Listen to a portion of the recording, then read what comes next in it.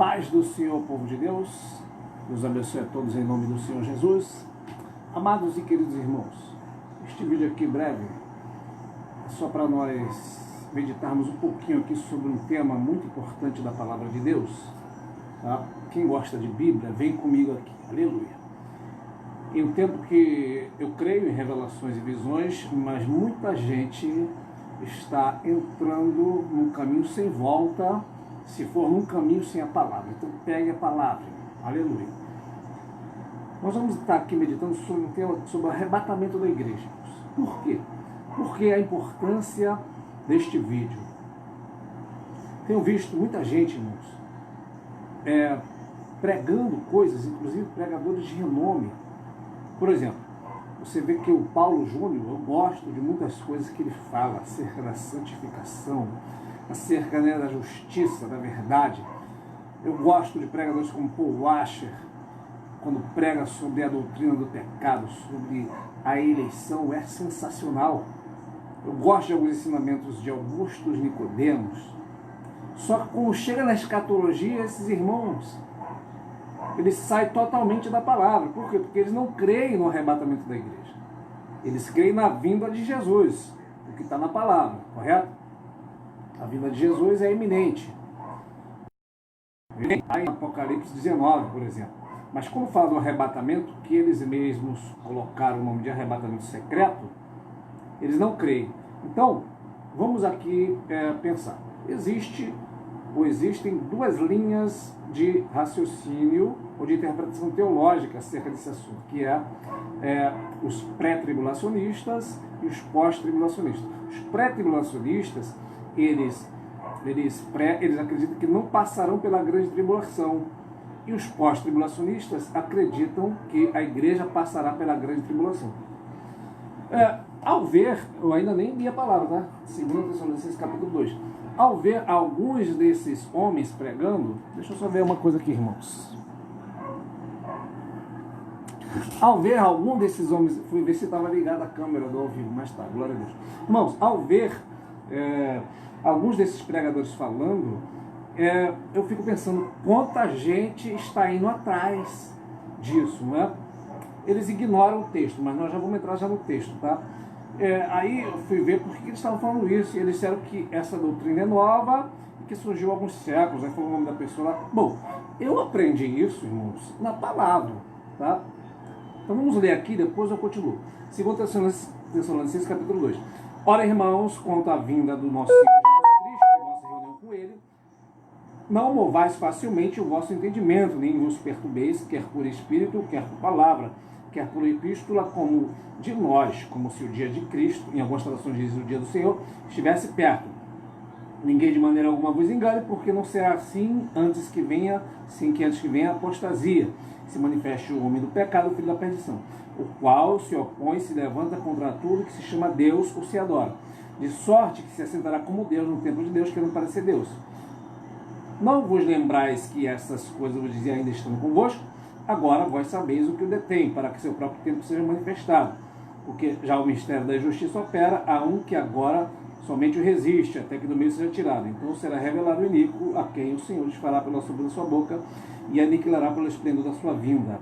Este, cuja vinda é segundo a eficácia de Satanás, com todo o poder, sinais de mentira, com todo engano na justiça, para os que perecem, porque não receberam o amor da verdade. Por isso, Deus lhes enviará a operação do erro para crer na mentira. Julgados todos que não creram na verdade, eles tiveram prazer na iniquidade. Somente até aqui por enquanto. Irmãos, esse texto tem muita coisa aqui. No final está falando sobre o anticristo, não é? Mas fala também sobre a vinda de Cristo. Em primeiro lugar, irmãos, alguém vai dizer assim: por que a igreja... A primeira vez que eu pensei, não, eu vou acabar acreditando que esses homens falam, afinal de contas, Augusto Nicodemos, Hernandes, alguma coisa, Paulo Júnior, eles são pessoas renomadas. E aí, o Espírito Santo, que não se engana, ele abriu meus olhos. Sabe, irmãos, os irmãos que leem a Bíblia vão entender o que eu estou falando. Como você lê a Bíblia, lê, e às vezes um versículo passa desapercebido, mas de repente parece que aquele versículo toma vida e pula em cima de você. Esse versículo pulou em cima de mim. 2 versículos, na verdade. Foi esse. Diz assim, ó. 1 Tessalonicenses capítulo 1, verso 10. esperar do céu a seu filho Jesus, e esperar do céu a seu filho, a quem ressuscitou dentre os mortos, a saber, Jesus, que nos livra de quê? Nos livra da ira futura. Em primeiro lugar, irmãos, os pós-tribulacionistas acreditam que a igreja passará pela grande tribulação. E a grande tribulação, ela é a ira de Deus sobre a terra, tá? Então o Senhor Jesus nos livra da ira futura, tá? Aí, 1 Tessalonicenses capítulo 5, verso 9, foram os dois que saltaram na minha vista. Porque Deus não nos destinou para a ira, mas para a aquisição da salvação com o nosso Senhor Jesus Cristo. Em primeiro lugar, vamos entrar aqui na palavra.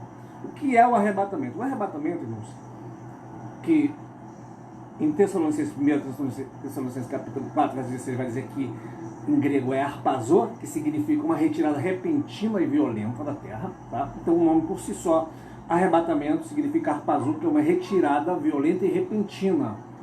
Por isso que alguns chamam de rapto, que vem do latim raptus, assim como é semelhante à expressão como se fosse usada para uma pessoa ser sequestrada.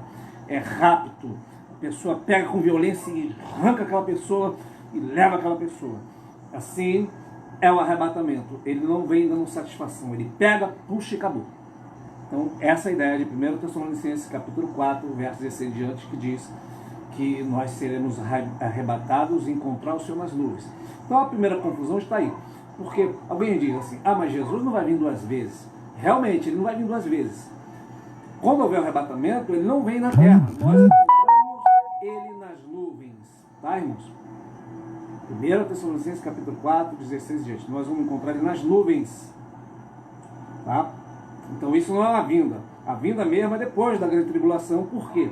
Porque aí então ele vai pisar, segundo diz em Zacarias 12, nos montes das oliveiras, e esses montes fenderão. Então ele vem para salvar Israel do anticristo. Tá? É Apocalipse 19. Quando ele vem Apocalipse 19, a Bíblia diz que ele vem com seus santos. Ou seja, preste atenção nisso. Alguém pós-tribulacionista, eles dizem que Jesus, a vinda de Jesus é em Apocalipse 19, e esse arrebatamento que nós pregamos não existe. Muito bem. Quando Jesus vem, em Apocalipse 19, ele vem, se você ler os versos anteriores, a Bíblia diz que a sua igreja foi dada para ela, que se vestisse de linho fino, puro e branco, porque o linho fino, puro e branco são a justiça dos santos.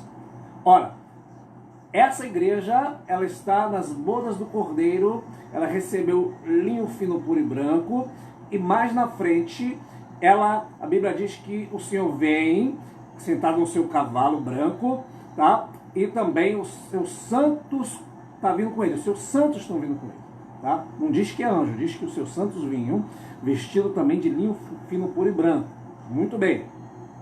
Nos dão a entender que esses que vêm de linho fino, puro e branco são a igreja, ou são os santos, é a igreja.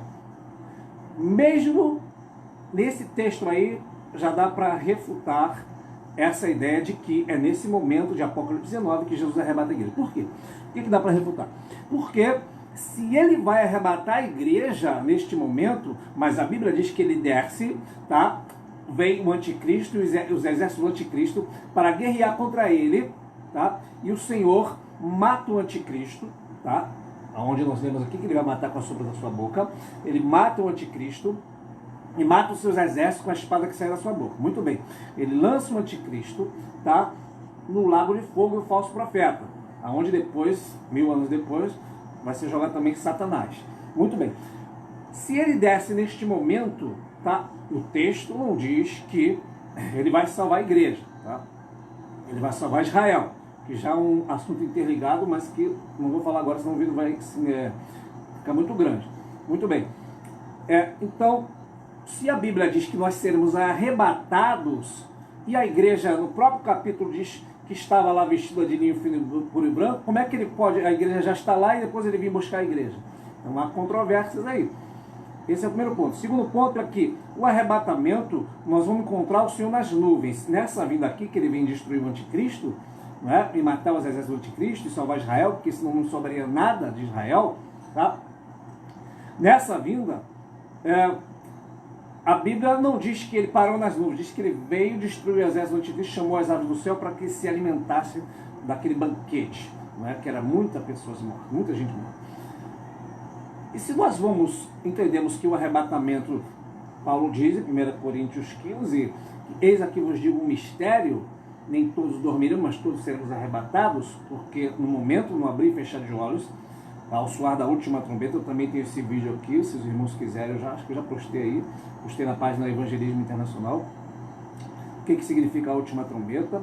Porque essa última trombeta não é a trombeta de Apocalipse, tá? Apocalipse não fala sobre a última trombeta, fala sobre a sétima trombeta. A última trombeta, Paulo está fazendo alusão às festas judaicas, que já também é outro assunto. Mas vamos nos deter aqui no arrebatamento. Ora, se neste momento que a igreja é arrebatada, ela está nas bodas e depois ela já vai estar aqui na terra de novo, então não tem como. Então o arrebatamento, Paulo diz que é um mistério de Deus. O que é um mistério? Gálatas 1 vai dizer que este evangelho, Paulo ele recebeu, não de homens, mas por revelação do Senhor. Em Atos você vai ver várias vezes Paulo contando das aparições de Jesus para ele, e numa delas Paulo vai dizer que Jesus disse para ele: olha, eu te chamei para você ser testemunha tanto das coisas que você tem ouvido e visto, como daquelas que eu ainda aparecerei para te falar. Ou seja, e também, segundo Coríntios 12, naquela passagem muito conhecida, onde fala do espinho na carne, foi dito que foi-lhe revelada coisas inefáveis aos ouvidos do homem, dos quais o homem não é digno de ouvir. Ele não se achava digno também. Então Paulo tem muita revelação do céu, tá? E ele recebe essas revelações de Deus. O Evangelho da Graça, ele recebe de Deus. Boa parte ele vai citar a lei, vai citar as festas, vai citar os profetas, mas o arrebatamento, por exemplo, ele vai receber esta revelação de Deus. Por que sem medo de errar eu digo isso? O texto que nós, enquanto os irmãos têm tempo, tá? Que hoje também tem o culto em nome de Jesus. Aqui já são, deixa eu ver o reloginho aqui, são 6h15, tem que estar 7h30 da igreja aqui perto da tempo. Então, muito bem. Quando fala aqui nesse texto, segundo aos Tessalonicenses, ele vai começar dizendo: olha, acerca da vinda de Jesus e da nossa reunião com ele, tá? Eu não quero que vocês se movam facilmente do vosso entendimento, quer seja por epístola, por palavra, por alguém, como se eu tivesse falado, né? Como se o dia do Senhor estivesse perto. Muito bem.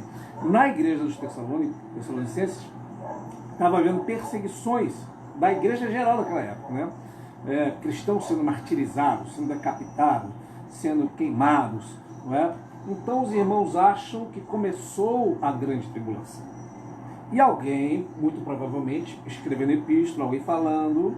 Se fosse nos dias de hoje, Paulo falaria: olha, nem se alguém vier com um canal famoso aí falando em vídeo, cuidado, não creia, porque eu não estou falando isso, porque como se o dia do Senhor estivesse perto, tá? Ele está falando que o dia do Senhor nesta época não estava perto.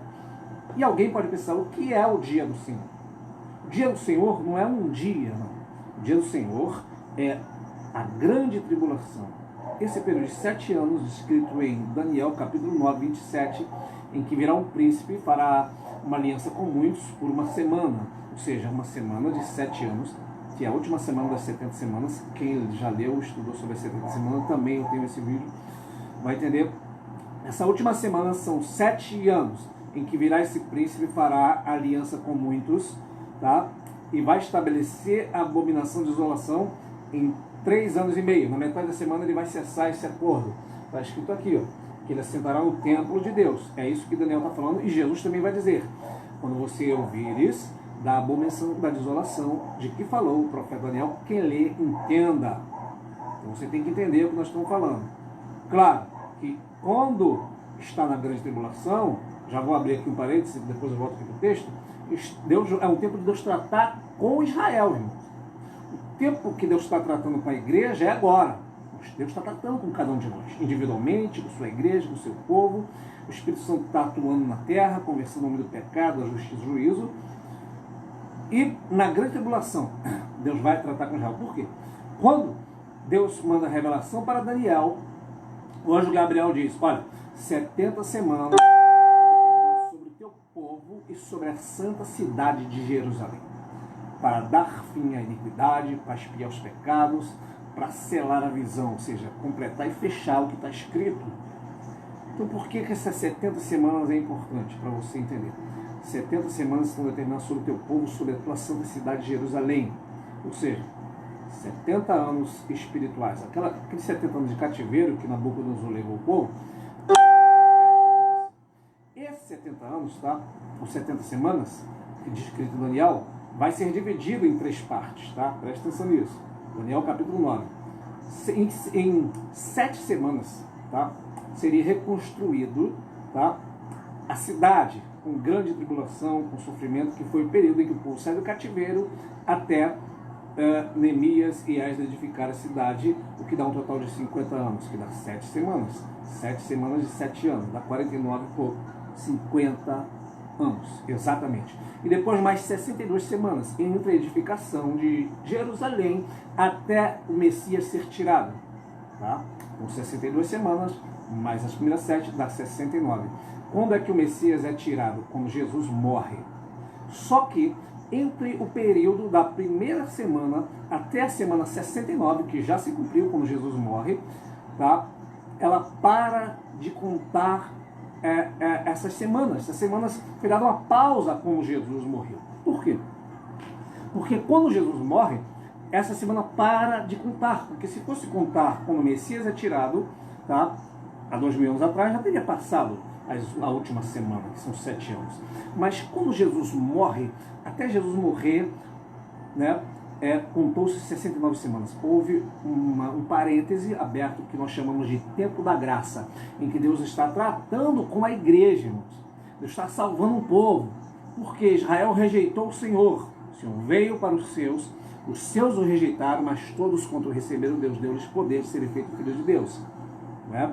Em Romanos 11, Paulo vai advertir outro mistério tremendo também, que é revelado a Paulo, e ele deixa escrito em Romanos 11.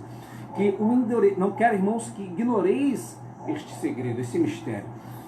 Que o endurecimento de Israel veio em parte até que a plenitude dos gentios seja salva. Então, né, o Senhor virá.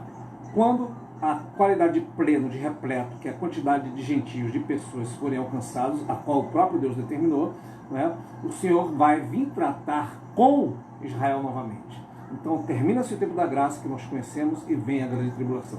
E aí é que entra Daniel 9:27, em que aparece esse príncipe, que nós entendemos que é o anticristo, que fará uma aliança, muito provavelmente judeus, muçulmanos, ele vai conseguir um acordo de paz mundial, e Paulo vai falar sobre isso aqui, né, em 1 Tessalonicenses capítulo 5. E quando disserem que a paz, né, lhes sobrevirá repentina destruição, como aquela que está com dores de parto.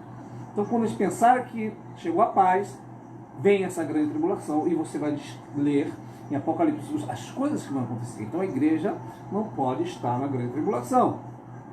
Voltando aqui para o texto. As pessoas diziam que esse dia tinha chegado. E Paulo, olha, não é assim, esse dia não chegou. Para esse dia chegar, tá, ele não vai chegar assim. E se você quiser depois ler, irmão, até anotei aqui em cima da Bíblia, você vai ver Isaías 15, vai falar sobre o dia do Senhor que é terrível sobre a terra. Em Amós, vai falar sobre o dia do Senhor. Para nós termos uma ideia, esse dia do Senhor vai ser assim, Amós capítulo 5, verso 18 ao 20. Vai ser assim, vai ser como se um homem estivesse no campo, viesse contra ele um leão, e ele fugisse, encontrasse o urso, e corresse para sua casa, entrasse na sua casa, abrisse a porta, e tivesse uma serpente na porta, mordesse a mão dele. Então o dia do Senhor vai ser terrível. A Bíblia diz, Joel, que o dia do Senhor vem ardendo em fúria para destruir os pecadores da terra. Então, o dia do Senhor não tinha chegado. Paulo falou, não acredito que o dia do Senhor chegou, porque não será assim sem que antes venha a apostasia e se manifeste o homem do pecado. Bom, aí é que está. Em primeiro lugar, porque eu quero que, pelo menos para mim está claro, para mim está claro que a igreja não passa pelo dia do Senhor, pela ira. Por quê? Porque Deus sempre teve um padrão, irmãos. Deus não destrói o ímpio com o justo. Deus destruiu, tá, os ímpios nos tempos de Noé e salvou Noé e sua família. Deus destruiu Sodoma e Gomorra, salvou, a Bíblia diz, o justo Ló. Deus destruiu Jericó, salvou Raabe pelo fio de escarlata que apontava para o sangue de Jesus. Tá? Deus não destrói o justo com o ímpio. A ira de Deus, né, o dia do Senhor, vai haver águas virando sangue. Hoje, irmão, estou aqui no Rio de Janeiro, já está faltando água nos mercados, porque teve um problema aí na SEDAI, que é a empresa que manda água, né, tratada para as casas, no rio, né, lá, que é o Rio Guandu, onde inclusive foi batizado lá. Neste rio, por causa desta água, irmão, tem pessoas passando tribulação, porque as pessoas estão com medo. Eu estou bebendo assim mesmo, que graças a Deus no mercado não aconteceu nada. Mas nessa época, os rios vão virar sangue, irmãos. Então imagina o crente lá, meu Deus, a água virou sangue. Alguém vai falar assim, mas no tempo, né, de José, de Moisés, as pragas caíram e tal, e não alcançou o povo de Deus. Tudo bem, glória a Deus por isso. Só que, nessa época, o cordeiro não tinha morrido. Agora o cordeiro já morreu. O cordeiro já derramou o seu sangue. E Jesus, nós lemos aqui, nos salva da ira futura. Mas vamos voltar aqui. Então, não vai ser assim a vinda do Senhor Jesus até que venha a apostasia. Tem outra questão aqui também, irmãos, que nós temos que meditar. Eu não sou nenhum, vamos dizer assim, professor de grego, mas os irmãos sabem que o Novo Testamento foi escrito em grego. E eu tenho aqui também no celular, inclusive o celular está gravando, alguns aplicativos de grego, de hebraico. Eu estudo por conta própria. Mas se você for no Novo Testamento, que é escrito em grego, tá? E depois passado para o inglês, muito depois para o português, eu tenho aqui a Bíblia chamada Bíblia Tyndale, tem a Bíblia Wycliffe, existe a Bíblia também Coverdale, são Bíblias, irmãos, que foram escritas em 1300 e alguma coisa, tá? Bíblias muito antigas. E esse texto aqui, onde fala que não será assim sem que venha apostasia, o que significa apostasia? Alguém vai falar assim, é deserção da fé, afastamento da fé. Também, mas a palavra apostasia, aqui não está escrito que as pessoas apostatarão da fé, está escrito que virá apostasia. Aí o que nós pensamos? Não é apostasia, porque Paulo vai falar, né, que o Espírito expressamente, né, diz que nos últimos dias apostatarão alguns da fé. Ali, ao Timóteo, Paulo explica que a apostasia é da fé. Mas a palavra apostasia ela pode ser aplicada em vários pontos da Bíblia de forma diferente. Vamos pegar um exemplo. Quando Jesus vai falar sobre divórcio, tá? Mateus 19, diz qualquer que se divorcie da sua mulher sem que haja, né, infidelidade ou adultério, a infidelidade conjugal, né, a porneia, ele comete adultério. Muito bem. A palavra divórcio, apartar, ali Jesus está falando, qualquer que apostatar da mulher. Apartar significa separação física. Tá? Quando, em Atos 21, Paulo ele vai ensinar para as pessoas, vocês devem se apartar de Moisés. Aí vieram acusar Paulo, esse homem está dizendo por aí que tem que se apartar de Moisés. A palavra grega ali é que as pessoas deveriam apostatar-se de Moisés, se separar dos ensinos de Moisés. Muito bem. E mais outros vários textos vai falar, por exemplo, Ana, Lucas capítulo 2. Ana não se afastava do templo. Ali a palavra é apostatar, não se apostatava do templo, não se separava do templo. Então, nesse texto aqui, a palavra apostasia ela não está, tá, traduzida. O que significa apostasia? A palavra apostasia aqui ela está apenas transliterada, que é pegar cada letra equivalente à própria letra, tá, grega e botar no seu lugar. Assim como Apocalipse é uma palavra grega, tá? Que significa revelação, mas na nossa Bíblia está escrito Apocalipse, ou seja, nunca traduzido, está transliterado. Não sei quantos irmãos vão conseguir entender isso. Então aqui está falando que virá uma tal de apostasia. O que é que nós pensamos quando está escrito isso? Que significa o abandono da fé. Pensando profundamente nisso, irmãos, eu pensei, será que essa apostasia aí, voltando aqui a Bíblias antigas, né? Eu tenho essa Bíblia aqui no celular, depois os irmãos, eu vou tirar o print e vou postar logo embaixo no comentário, tá? Essa Bíblia antiga, vocês podem baixar aí no Play Store, Bíblia Tyndale, Coverdale, Bíblia Wycliffe, todas essas Bíblias vai ter esse texto de 2 Tessalonicenses capítulo 2, verso 3, vai estar escrito o seguinte: ninguém de maneira alguma vos engane, porque não será assim antes que venha a partida e se manifeste o homem do pecado. É assim que está as Bíblias mais antigas. No nosso idioma em português, inclusive também a Bíblia de Geneve, que nós temos a Bíblia de Genebra, eu também tenho ela no aplicativo, mas ela em português já botaram apostasia também, mas na primeira versão, que é a mais antiga, né, que é em inglês, genérico, vai estar antes que venha a partida. Então, a tradução da palavra apostasia vai ser de acordo com o contexto. Então, para entender o que está falando uma palavra, nós temos que examinar o contexto. Vou pegar aqui na nossa própria língua em português, tá? Se eu falar assim, eu tenho uma manga, você pode pensar o seguinte: ó, ele tem uma manga, mas que manga é ele está falando? Aí mais na frente eu vou falar assim, e agora com essa manga eu vou fazer uma salada de frutas. Você vai entender o quê? Que eu estou falando da manga fruta. Agora, se eu falar que eu tenho uma manga e não tiver o resto do contexto, você pode pensar que eu estou falando de uma manga, não é fruta, estou falando da manga de roupa para remendar outra roupa. Vamos pegar outra palavra em português, por exemplo, para a gente entender mais ou menos. Eu tenho pena. Você pode pensar assim, de que pena que ele está falando? Não é? Mas se eu botar a mesma frase que assim, eu tenho pena de ganso e vou encher um travesseiro. Estou falando de pena de aves. Vou falar, eu posso botar o restante. Eu tenho pena, né, daquela pessoa, sentimento. Eu tenho pena de nanquim. Aqui, ó, pena de nanquim, para escrever, caneta de nanquim. O preso sofreu a pena, fala de apenado, aquela pessoa que foi presa. Então, uma palavra às vezes nossa, em português, ela vai variar de acordo, tá, com o contexto. Então, nesse caso aqui, se aplica melhor a palavra apostasia para retirada, para partida. Então, o texto ficaria que a manifestação do anticristo, ninguém vos engane, porque não será assim antes que venha a partida. Por que eu falo também isso, irmão? Porque desde o tempo de Paulo, tá, já houve apostasias. Desde o tempo de Moisés, em que Datã, Coré e Abirão se rebeliou contra Moisés e aconteceu tudo aquilo. No tempo de Paulo, Paulo vai falar sobre Alexandre Latueiro, vai falar sobre Demas. Tá? A apostasia também tem esse significado, mas ficaria sem sentido. Por quê? Porque se o anticristo depende de uma apostasia, primeiro tem que acontecer essa apostasia, tá?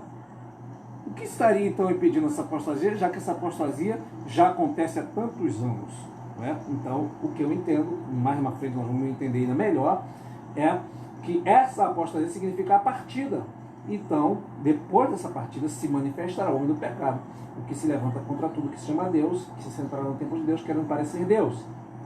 Aí Paulo diz, vocês não lembram que eu já dizia isso antes, estando convosco? Ou seja, para aqueles que estavam ouvindo isso aqui, através do apóstolo Paulo, era algo muito normal, era algo que eles compreendiam perfeitamente.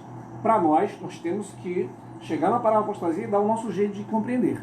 Mas muito bem, continuando aqui no texto, vai falar, e agora vós sabeis o que o detém para que a seu próprio tempo seja manifestado. Então Paulo está falando que tinha ou tem alguém que detém o anticristo. Muito bem, Paulo escreveu isso aqui há quase 2000 anos atrás. Quem vocês acham que pode estar detendo o anticristo por tanto tempo, irmão?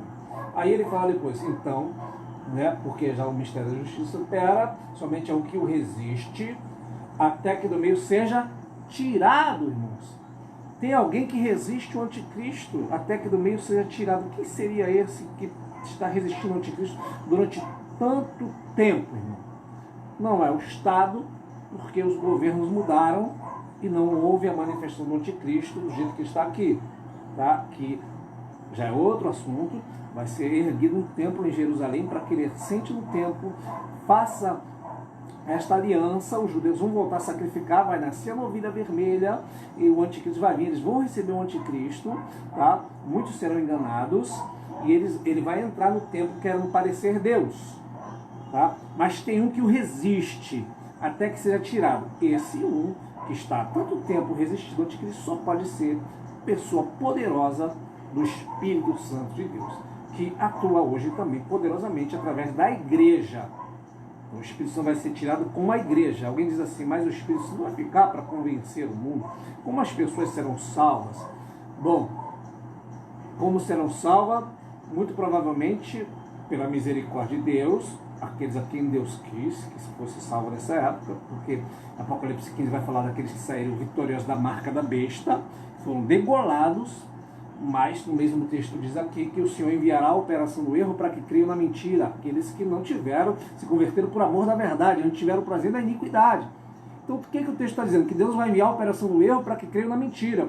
Quem vai crer na mentira? Aqueles que não creram na verdade, não se converteram por amor da verdade, tiveram o prazer da iniquidade. Ora, Deus não estaria enviando o Espírito Santo e permitindo o Espírito do engano vir para poder enganar as pessoas. Porque senão Deus estaria lutando contra ele mesmo, certo? O que vai acontecer é que o Espírito Santo vai voltar a atuar como atuava no Antigo Testamento, quando atuava sobre profetas, reis, sacerdotes, de formas específicas, a hora que ele bem queria. Tanto é que vai haver as duas testemunhas pregando, principalmente para o povo judeu. Então, este que resiste, tá, com certeza é o Espírito Santo. Por quê, irmãos?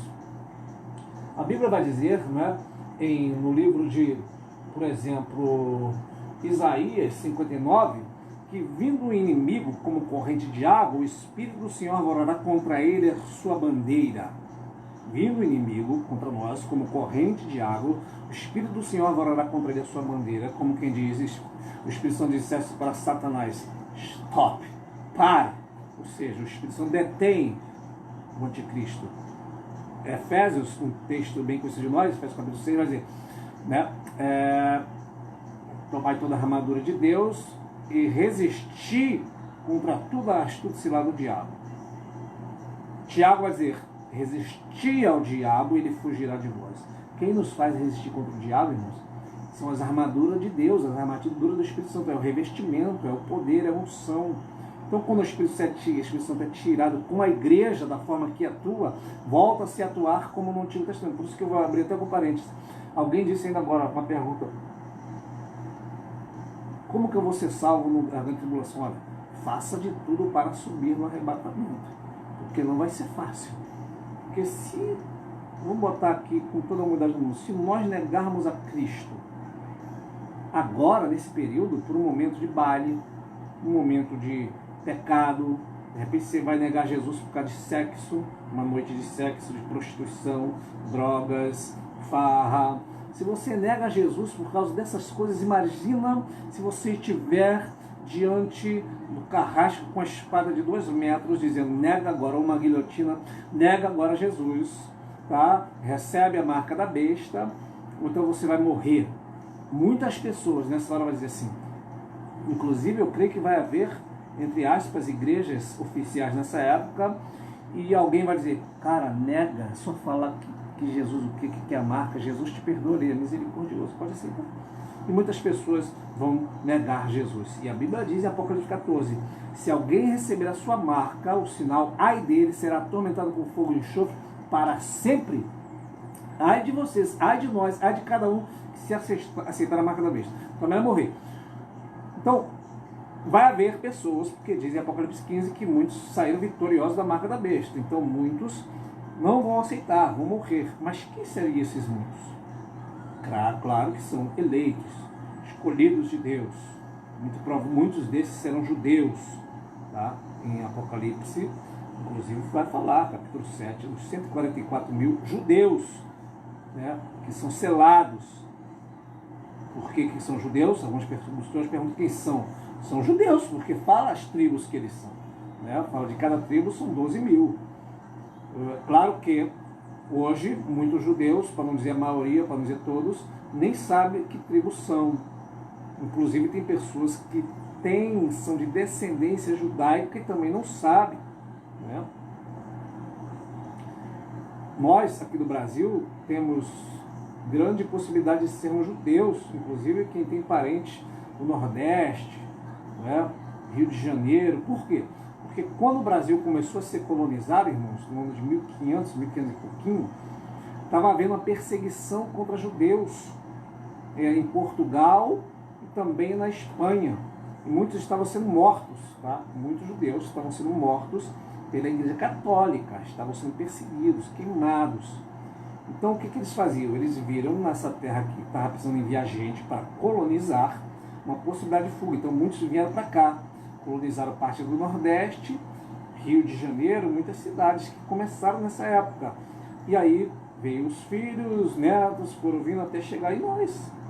Então, muitas, inclusive, se quem quiser pesquisar aí no YouTube, você vai achar muita coisa falando sobre as palavras, inclusive a própria palavra Brasil e pau-brasil é de origem hebraica. Enfim, mas isso já é outro assunto.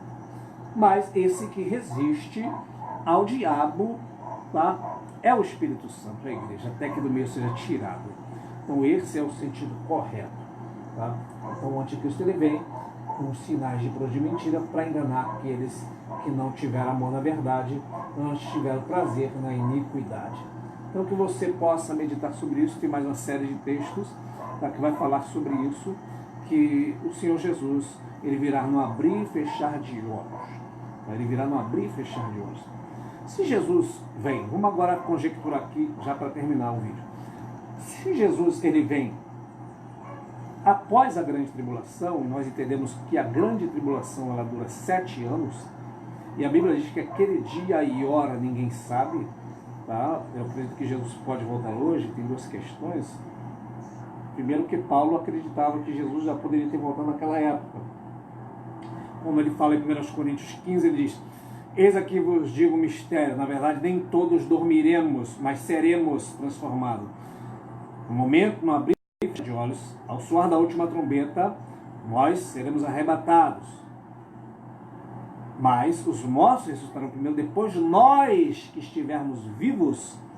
Se Paulo acreditasse que este arrebatamento não fora desta maneira, ele diria o seguinte: olha, esse arrebatamento vai acontecer um dia, tá? Nós vamos ressuscitar, e aqueles que estiverem vivos na época vão encontrar com o Senhor. Tá? Se eu não cresce desta forma, no pré-tribulacionismo, eu poderia dizer: olha, nós que estamos vivos hoje, nessa época nós vamos já ter morrido, porque falta muita coisa ainda, mas quem estiver vivo na época vai se encontrar com o Senhor. Mas ele vai dizer: nós que estivermos vivos, ou seja, ele acreditava que ele estaria vivo no momento da volta de Cristo ainda, mesmo ele mesmo dizendo que o dia do Senhor não estava perto. Ele vai dizer que nós que estivermos vivos. Então ele acreditava que Jesus poderia vir a qualquer momento. Esse é o primeiro ponto, tá? Primeiro ponto. Segundo ponto é que quando nós formos arrebatados, nós entendemos que vamos para o julgamento dos galardões, onde Paulo diz, né, chamado Tribunal de Cristo. Vê a hora aqui, amados irmãos, está quase na hora, mais 5 minutos eu termino. Vamos participar do Tribunal de Cristo, que é assunto já para outro momento. Também as bodas do Cordeiro, tá? E depois a igreja vem para reinar com Cristo, estabelecer o milênio, que já é outro assunto também. Agora, se a igreja vai estar na terra, em que momento vai ser as bodas do Cordeiro? Se a igreja vai ser arrebatada neste momento da vida de Cristo, para onde que ela vai ser arrebatada se Jesus vai ficar na terra? A Bíblia diz que nós vamos encontrar o Senhor nas nuvens. Nós vamos nas nuvens e vamos voltar para a terra, é isso?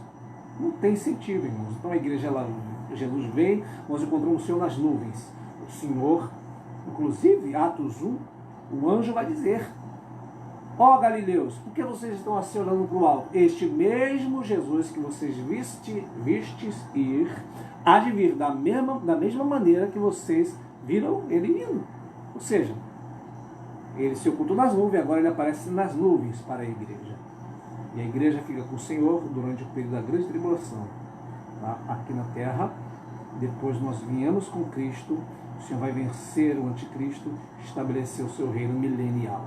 Aleluia! Que maravilha! Então, irmãos, não perca essa esperança, tá? Não deixa nada que tenha aparecido aí, porque essas pessoas, irmãos, que não creem no arrebatamento, essas pessoas, tá? Guarde isso. Os pregadores que eu citei no início, eles são no quesito que se fala sobre a graça, sobre a eleição, muitas coisas eles estão certos, tá? Antes que alguém pergunte se eu sou calvinista ou arminiano, eu não sou nenhum dos dois. Eu creio na Bíblia, não creio em homens, irmão. Não acredito em homem, não vou atrás de homem. Mesmo que o homem possa ensinar corretamente, eu não sou fulano, eu sou de Deus. Paulo vai dizer: você não tem que dizer que é de Paulo, de Apolo, de Pedro. Nós somos de Cristo. Amém, irmãos? Então, muitas coisas que eles ensinam corretamente, mas na escatologia, irmão, deixam muito a desejar. Por quê? Porque esses homens são cessacionistas. Tá? Eles não creem nos dons do Espírito Santo. Eles não creem nem em batismo com o Espírito Santo. Eles blasfemam contra o Espírito Santo, dizem que não é Deus que usa os irmãos. Eu sei que existem, tá? Existem espíritos enganadores que podem estar no meio, existe ministros, existe carne, existe profecia da carne, existe tudo isso. Mas existe também o dom genuíno. E eles dizem que todas as pessoas que falam língua, ninguém é batizado. Eles são batizados se falam em língua. Por quê? Porque eles não creem em Atos dos Apóstolos. Atos dos Apóstolos é só um livro histórico. Irmãos, pelo amor de Deus, esses homens são teóricos nessa área de escatologia e área dos dons espirituais. Eles não creem em profecia, não creem em revelação. O que faz muita gente descrede em revelação e profecia é porque existem muitas pessoas que estão fazendo revelação da carne, como diz Jeremias 23, dizendo que Deus falou quando eu, o Senhor, não falei. Então, por causa disso, muitas pessoas estão deixando de crer. Mas o dom existe, tá? Atos 11, as filhas de Filipe profetizavam. Em Atos, você vai ver várias vezes aparecer um profeta cujo nome era Ágabo. E ele era profeta. A Bíblia diz que Deus colocou na igreja primeiro apóstolo, depois profetas. Existe o dom de profeta. 1 Coríntios 14. Todos podereis profetizar, para que todos aprendam. O que fala em língua edifica-se a si mesmo, o que profetiza edifica a igreja. Quero que todos falem em línguas, mas muito mais que profetizeis. Então o dom genuíno existe. Não é porque Judas traiu Jesus que os outros 11 não existem. Ok? Não é porque alguém está falando na carne que não existe. Existe. Existe profeta em Israel ainda. Cuidado! Não vai atrás disso para você não blasfemar contra o Espírito Santo, que Deus vai cobrar desses homens. Então tema a Deus, tenha prudência ao falar que tudo não é de Deus. Porque Deus, Ele atua como Ele quer na sua igreja. A igreja é dele. Então creia na palavra, ok? Esses homens são cessacionistas. Eles não creem em nada do que diz respeito aos dons espirituais. Então, amados irmãos, vou continuar nesse tema, talvez amanhã, sobre o arrebatamento da igreja pré-tribulacionista. E nós examinamos, né, como o pós-tribulacionista está fora, irmão. Está fora da palavra, tá? Tem que crer na palavra, o Senhor Jesus está vindo, é um mistério, não é para qualquer um, é para quem crê, tá? Ah, mas será? Não tem será, irmão. Deus levou Enoque de forma sobrenatural, levou Elias. Por que não pode levar todos nós? Hein? Claro que pode. E ele vai fazer isso, porque a palavra de Deus, como diz em 1 Tessalonicenses, capítulo 4, vou aqui ler para terminar. 1 Tessalonicenses, capítulo 4, verso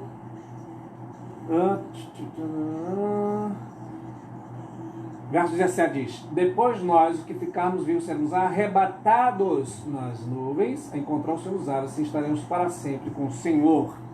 A palavra arrebatado aqui, a palavra grega é arpazo, que significa o Senhor vai nos pegar de forma repentina e violenta.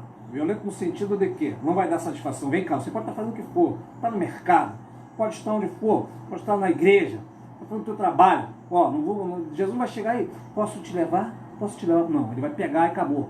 Aleluia. Então por isso, seguir a paz com todos e a santificação, sem a qual ninguém verá o Senhor. Deus abençoe todos. Nós voltamos nesse assunto. Paz do Senhor Jesus, irmãos do grupo. Deus abençoe.